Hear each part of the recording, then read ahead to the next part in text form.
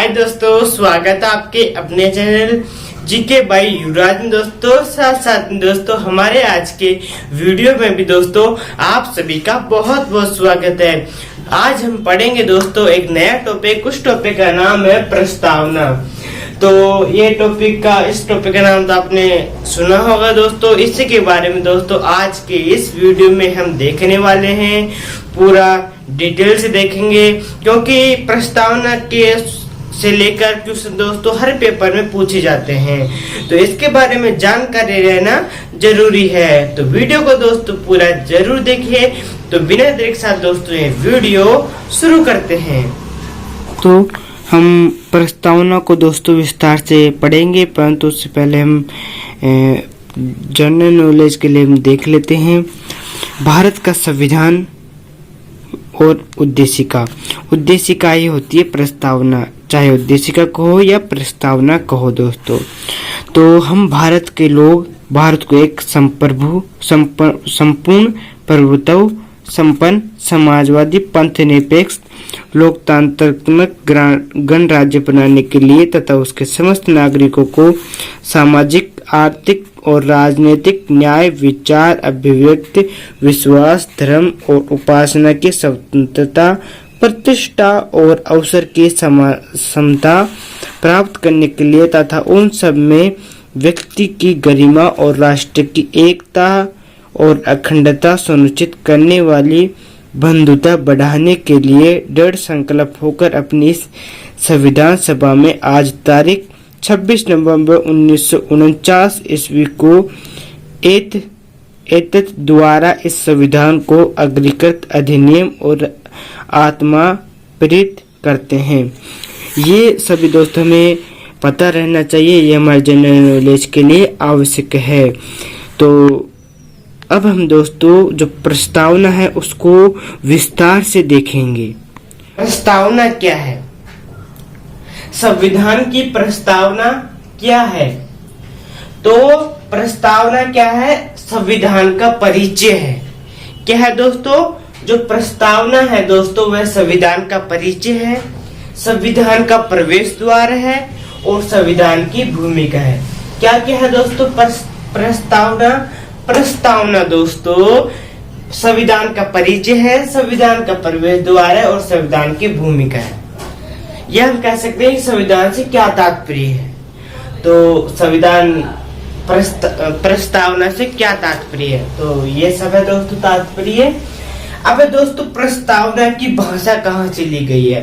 तो दोस्तों प्रस्तावना की जो भाषा है वह ऑस्ट्रेलिया से ली गई है। कहाँ से ली गई है दोस्तों? ऑस्ट्रेलिया से दोस्तों प्रस्तावना की जो है भाषा ली गई है। दूसरा, प्रेरित कहाँ से प्रेरित हुए थे? तो संयुक्त राष्ट्र संघ के चार्टर से दोस्तों यह प्रेरित हुए थे। अब दोस्तों कथन, दोस्तों प्रस्तावना को लेकर महान लोगों ने दोस्तों कमेंट दिए हैं, अपने कथन दिए हैं। तो सबसे पहले है के.एम. मुंशी। तो के.एम. मुंशी ने कहा है कि जो प्रस्तावना है वह लोकतांत्रिक राष्ट्र के संविधान की जन्म कुंडली है। क्या है दोस्तों? के.एम. मुंशी कहते हैं कि जो प्रस्तावना है वह लोकतांत्रिक राष्ट्र के संविधान की जन्म कुंडली है दोस्तों। दूसरा है एन.ए. पालकीवाला जी। तो एन.ए. पालकीवाला कहते हैं कि जो प्रस्तावना है दोस्तों वह संविधान का परिचय है। क्या है? संविधान का परिचय है। दूसरा, ठाकुर दास भार्गव जी, ये कहते हैं कि जो प्रस्तावना है दोस्तों वह संविधान की आत्मा है। क्या है? संविधान की आत्मा है। तो इन्होंने दोस्तों प्रस्तावना के बारे में कहा है कि प्रस्तावना क्या है। तो के.एम. मुंशी क्या है? लोकतांत्रिक राष्ट्र के संविधान की जन्म कुंडली है। एन.ए. पालकीवाला संविधान का परिचय है। प्रस्तावना ठाकुर दास भार्गव ये संविधान की आत्मा है। ये सभी कहा है दोस्तों प्रस्तावना के बारे में। तो अब प्रस्तावना के बारे में दोस्तों आगे भी जानकारी देख लेते हैं। अब है दोस्तों प्रस्तावना के तत्व। दोस्तों प्रस्तावना के जो तत्व है उससे संविधान की जो प्रस्तावना है वह बहुत ही स्पष्ट तरीके से समझ में आ जाती है। तो हम देख लेते हैं प्रस्तावना के जो तत्व है वह। तो हम तत्व की बात करें तो सबसे पहले आते हैं दोस्तों संविधान की शक्ति का स्रोत। दोस्तों प्रस्तावना के अनुसार संविधान की जो शक्ति है उसका स्रोत है भारत की जनता। क्या है दोस्तों? प्रस्तावना के अनुसार संविधान की शक्ति का स्रोत है भारत की जनता। अब आगे बात करें तो दोस्तों भारत की प्रकृति, अगला तत्व है भारत की प्रकृति।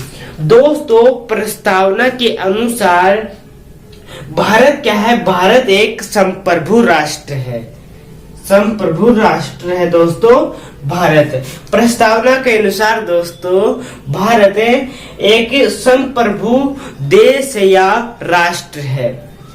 दोस्तों प्रस्तावना के अनुसार संप्रभुता कानूनी रूप से संसद में है। क्या है दोस्तों? प्रस्तावना के अनुसार संप्रभुता कानूनी रूप से तो संसद में है और अंतिम रूप से भारत की जनता में है। कहाँ है? संप्रभुता की जो संप्रभुता कानूनी रूप से दोस्तों संसद में है और अंतिम रूप से भारत की जनता में है।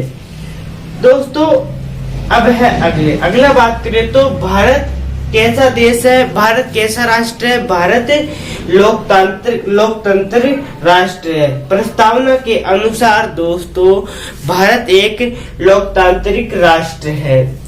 दोस्तों यहाँ लोकतांत्रिक दो प्रकार के हैं, एक प्रत्यक्ष और एक अप्रत्यक्ष। तो अभी तो ये दो ही तत्व हुए हैं। संविधान की शक्ति का स्रोत क्या है? भारत की जनता। और भारत एक कैसा देश है, कैसा राष्ट्र है? संप्रभु और लोकतांत्रिक राष्ट्र है दोस्तों भारत प्रस्तावना के अनुसार। दोस्तों पहला और दूसरा तत्व दोस्तों पूरा हो चुका था। अब हम दोस्तों तीसरा तत्व पढ़ेंगे। उससे पहले दूसरा तत्व जो था उसका थोड़ा बच गया था दोस्तों, वह देख लेते हैं। प्रस्तावना, संविधान की प्रस्तावना के अनुसार दोस्तों भारत एक कैसा राष्ट्र है? भारत एक गणराज्य है, पंथ निरपेक्ष राष्ट्र है और समाजवादी राष्ट्र है। तो ये है दोस्तों दूसरे तत्व में। दोस्तों भारत एक संप्रभु राष्ट्र है, लोकतांत्रिक राष्ट्र है, गणराज्य है, पंथ निरपेक्ष राष्ट्र है दोस्तों और समाजवादी राष्ट्र है दोस्तों प्रस्तावना के अनुसार। अब है दोस्तों तीसरा तत्व। तीसरा तत्व है संविधान की विशेषताएं। हम क्या जानेंगे दोस्तों? संविधान की विशेषताएं। तो दोस्तों पहली विशेषता है समानता की। तो प्रस्तावना के अनुसार दोस्तों संविधान में सभी नागरिकों को समानता दी गई है। तो दो प्रकार की समानता दी गई है, एक प्रतिष्ठा की और एक अवसर की। कौन कौन सी समानता दी गई है दोस्तों? एक प्रतिष्ठा की और एक अवसर की समानता है दोस्तों। ठीक है दोस्तों। दूसरी विशेषता क्या है? दूसरी विशेषता है न्याय की। दोस्तों तीन प्रकार के न्याय दिए गए हैं, एक सामाजिक न्याय, दूसरा आर्थिक न्याय और तीसरा राजनीतिक न्याय। तो समानता दी गई है दोस्तों सभी नागरिकों को प्रतिष्ठा की और अवसर की। तीन प्रकार के न्याय दिए गए हैं, सामाजिक न्याय, आर्थिक न्याय और राजनीतिक न्याय दोस्तों अब है संविधान की विशेषता में तीसरी विशेषता स्वतंत्रता। दोस्तों प्रस्तावना में नागरिकों को 5 प्रकार की स्वतंत्रता दी गई है। पहली विचार, दूसरी विश्वास, तीसरी धर्म, चौथी अभिव्यक्ति और पांचवी उपासना। ये 5 प्रकार की स्वतंत्रता दोस्तों नागरिकों को दी गई है दोस्तों प्रस्तावना के अनुसार।